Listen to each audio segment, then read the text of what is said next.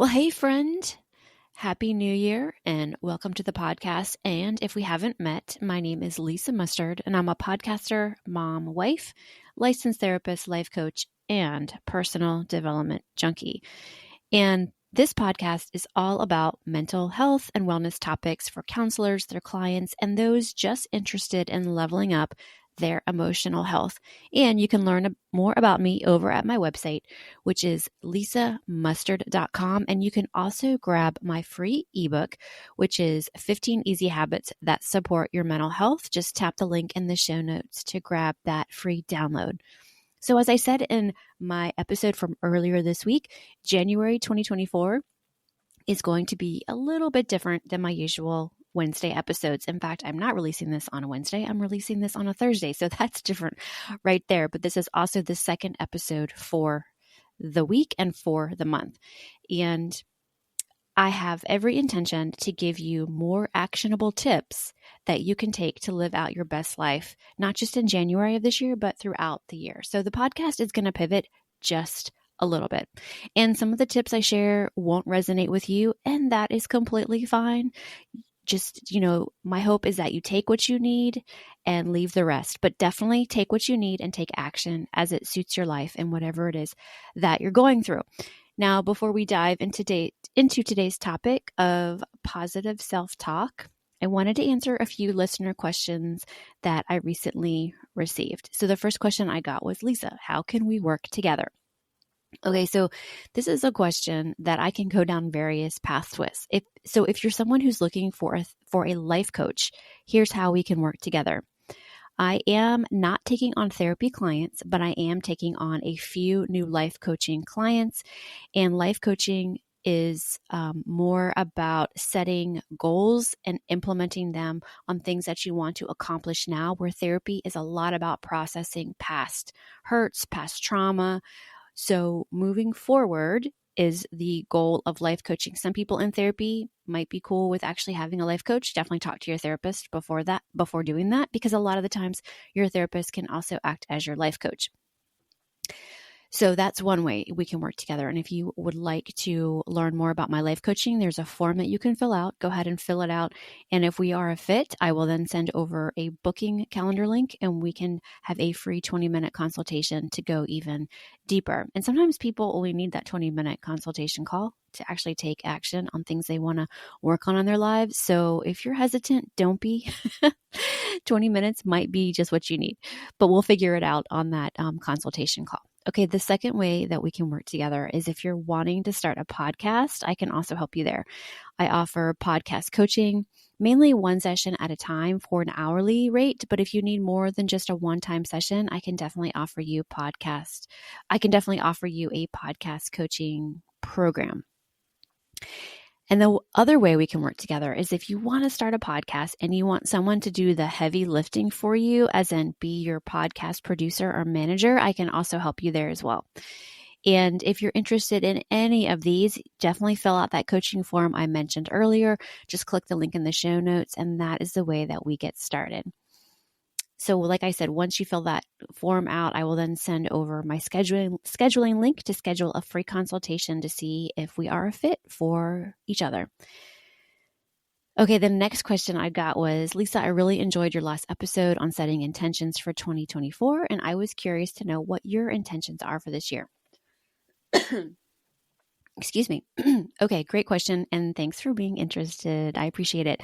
My first intention is to be less distracted by social media and the internet. And to make that happen, I plan to spend less time on social media and more time creating content. And I don't know about you, but I find that social media zaps my creativity, and I get so tired of looking at a screen. And I'm about to delete Instagram off my phone, and I already have deleted Facebook off my phone. So deleting Instagram off my phone is the next step. And my other intention for this year is to pivot the podcast just a little bit more. And over the past few months, I've noticed a shift in what content does really well on the podcast. And I'm taking that feedback into account as I look to bring guests onto the show. What I've also found out is that you, my dear listener, love stories and information from those who have overcome mental and emotional health obstacles. So I will definitely be bringing more guests on that have been through tough times, dealt with mental health issues, and have come out on the other side thriving. Don't worry, I will still share counseling methods and techniques, but I definitely plan to bring more guests onto the podcast who have worked through trying times and are better because of those trying times. The third intention for 2024 is I am learning clinical hypnosis, and I'll share more about that later. But in the meantime, just know that I'm working to become a clinical hypnotherapist and plan to offer that service down the road. As soon as I am done with the program, I plan to get going with that. And it's at least a 6-month program. So it's going to take some time, but I love what I'm learning, and I'm really, really excited to offer hypnosis at some point this year. Oh, I lied. I did have one more question. Maybe I didn't say that, but I had one more question to answer. So what podcasts do you listen to? Honestly, I listen to such a variety of podcasts. When it comes to health, wellness, and fitness, I really love the Mind Pump podcast. And I also like Chalene Johnson. And I listen to podcasts about podcasts too. One of my favorite podcasts about podcasting is called Grow the Show. I also listen to Tim Ferriss and Joe Rogan every now and then. Not all the time, but I definitely check out who their guests are on their latest episodes. And if something catches my eye, I'll give it a listen. I also, for business, I like Gold Digger Podcast by Jenna Kutcher, Amy Porterfield's show, and Pat Flynn. And I got to give a huge shout out to my podcast friends who are also on the Psychic Craft Network, Practice of Therapy podcast, Finding Your Way Through Therapy podcast, Holistic Counseling podcast, Scaling Therapy podcast, Shrink Think, Wise Practice podcast, Private Practice Elevation. We have a ton of podcasts under the Psychic Craft Network. I'll share a link if you guys want to go check them out. And I really enjoyed answering your questions, so feel free to ask away. You can send me an email, lisa@lisamustard.com, or fill out the contact form on my website. I would tell you to message me over on socials, but with my 2024 intentions of not being on social media as much, email or the contact form is the best way to reach me. All right, so let's talk about today's topic. I am diving into the realm of self-talk, distinguishing between nurturing positivity and the often overlooked dangers of toxic positivity. So to start, let's explore why self-talk matters. Our inner dialogue shapes our perception of the world and ourselves. It's like a lens through which we view our experiences, and positive self-talk can be empowering, fostering resilience and a growth mindset. However, it is crucial to understand that positive self-talk isn't about sugarcoating reality at all. It's about approaching challenges with a mindset that emphasizes capability and learning. For example, instead of thinking, I always mess things up, try, I made a mistake, but I can learn from this. All right, I want to touch on toxic positivity just a tad. And this concept, this is often misunderstood, actually. Toxic positivity is not about being happy all the time. It is about the overgeneralization of a positive mindset, leading to the dismissal or invalidation of genuine emotional experiences. So consider this scenario. Alex just went through a breakup and is feeling heartbroken.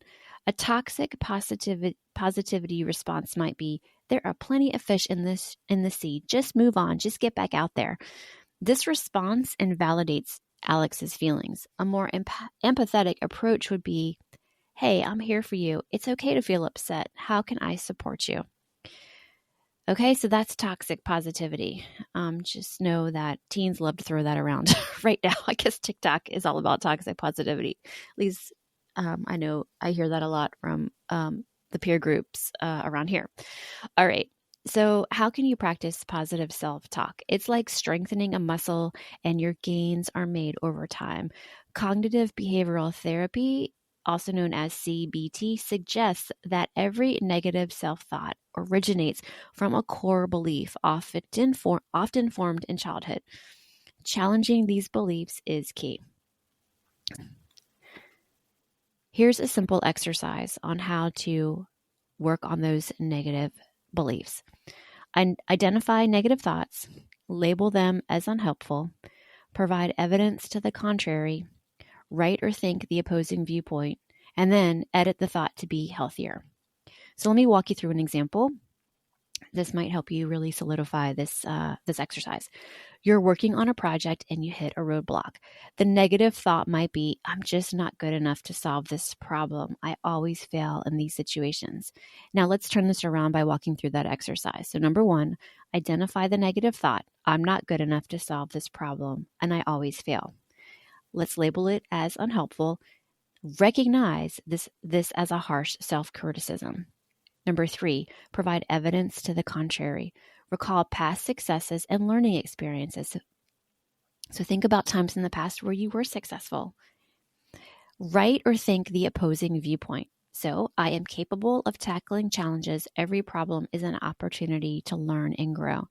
Now, the last thing you're going to do is edit the thought to be healthier. So change it to, this problem is tough, but I have the skills and resources to work through it. I've faced challenges before and have grown from this. So as you can see, this approach shifts the focus from self-doubt to self-empowerment. It acknowledges the difficulty, but reinforces your ability to handle it. And to cultivate healthy self-talk, you have to practice self-compassion. So treat yourself with the same kindness you'd offer a friend. When you're going through a tough time, ask yourself, what would I say to a friend in this situation? Remember, the goal is not to eliminate negative emotions. They are a natural part of the human experience. The aim is to navigate these emotions without getting stuck in them or dismissing them outright. So, in conclusion, mastering your inner voice through positive self-talk is a journey of balance. It's about being honest with yourself, acknowledging your feelings, and choosing to approach life's challenges with a mindset of growth and resilience. All right, so I hope you guys found this power of self-talk helpful and you're able to learn how to apply it into your life. Stay tuned for more actionable tips coming up this month from the Therapy Show with Lisa Mustard. I'm so grateful that you're here. If you have questions, feel free to send me a message and definitely subscribe to the podcast wherever you get your podcast episodes. But before I end, please note that the Therapy Show with Lisa Mustard is for informational and entertainment purposes only and not a substitute for professional, medical, or mental health advice. Always consult with your therapist, doctor, or physician before implementing any suggestions from the show. While I am a licensed marriage and family therapist, the insights provided should not replace medical or psychiatric advice. Your unique situation requires personalized attention from a healthcare professional. Thanks for being here, you guys, and I look forward to being in your earbuds again soon.